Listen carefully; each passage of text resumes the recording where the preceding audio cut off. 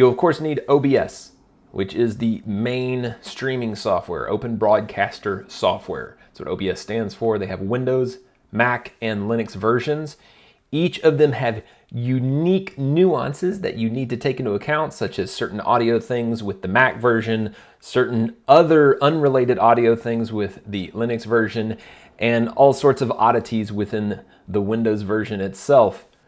There are also many other themed or whatnot, what have you, plug-in enabled Windows versions of OBS 2 that seems to be more focused towards gaming most of the time. I'm using the completely unfiltered, unedited, unplug-in OBS in this particular situation. So you just download that for whatever you need it for, get it installed, and then the rest of this series is based on that plain, nothing set up specifically within OBS version of OBS. So in Twitch, you'll need to go to the main dialog here, then go to settings, click on that you noticed right down here, settings, and then click on channel and videos. It can be confusing because there's so many different options like security and privacy. That's not where the thing that you want is. Click on channel and videos, and what you will find is your primary stream key.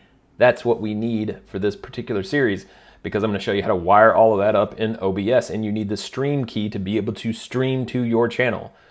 All right, and then the last thing is make sure you have some assets that you're going to bring in for your intro, your transitions, etc. I've created mine already, and I have backgrounds, a be right back message video, an intro video, an outro video. I have logos, and of course segments, which in a particular series will break out and have segments that start for each different section. It's just a few little seconds of a video, but I'm going to show you how to wire all of those things into your OBS Studio so that you can use them for transitions and things when you need to step away for a moment and be right back, or if you're just starting or ending the stream and you want something solid to give people to watch or to see while you're getting started with the stream, for example, or when you're wrapping up and you want to make sure that they have a follow or subscribe message at the end of your stream. So now that we've covered the prerequisites, let's roll into getting OBS actually set up.